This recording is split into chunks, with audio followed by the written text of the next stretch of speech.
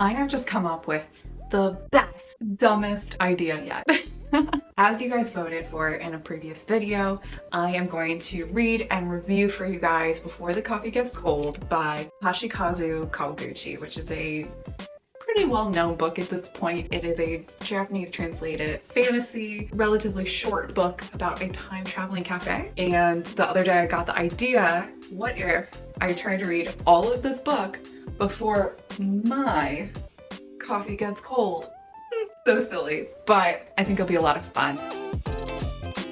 And for those who are curious, I am drinking a nice little mocha latte with oat milk, and surprisingly the mocha is dairy-free, so yay! Let's get into it.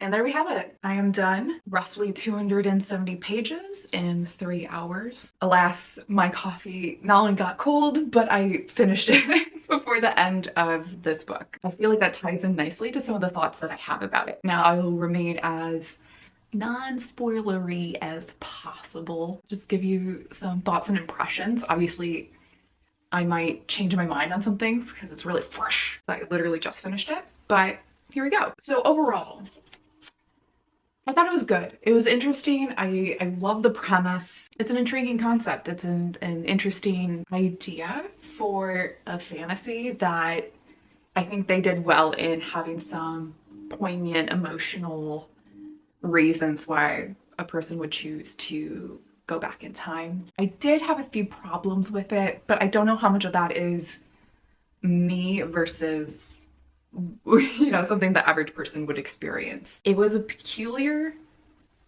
concept of this time traveling cafe because it was a weird blend of soft and hard magic systems. And what I mean by that is that a soft magic system is normally one in which it's not clear to the reader what the rules are, but there is, there's you assume that behind the scenes there's something, but it's never explained to you.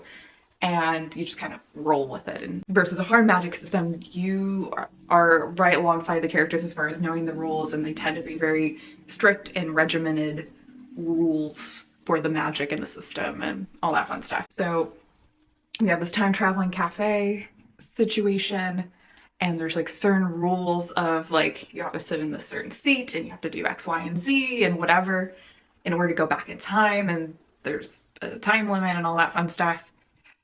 But then there's also like a lot of questions that aren't answered, or even some of the rules bring up further questions that are not answered, and you just kind of have to roll with it. So it's weird because it's never explained how the time traveling element of this cafe came to be, how people found out about it originally, like the owners. Yeah, none of that. You just gotta roll with it. But then like they will mention things that don't make sense to me. And I'm being vague to avoid spoilers, but again, they go into certain details with rules, and I'm like, but if that's the case, wouldn't this also be true? And going along with the fact that like my coffee not only got cold, but I finished it.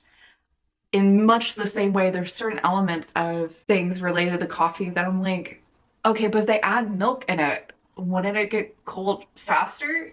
I had so many questions. Or like, as they're drinking the coffee, there's less coffee, so it's gonna hold heat less well, and so many questions. And then there was elements that were introduced later on in the novel, and I'm like, I don't know why that wasn't mentioned sooner. It really doesn't make sense for it to not be mentioned sooner. And there's like a certain device or tool per se that I'm like, that should just, every time someone wants to time travel, that should be used. I don't why are we skipping out on this? But anyway, like I said, there's some like emotional, poignant moments. I do appreciate that you learn more about the cafe workers, and there's like this web of the cafe workers and the customers and the different intersections that develop as they talk to each other and commingle and have these different experiences at the cafe. So I did really like that. And I also think this would be a really good movie. I think it would actually work better as a movie or like in a visual format, because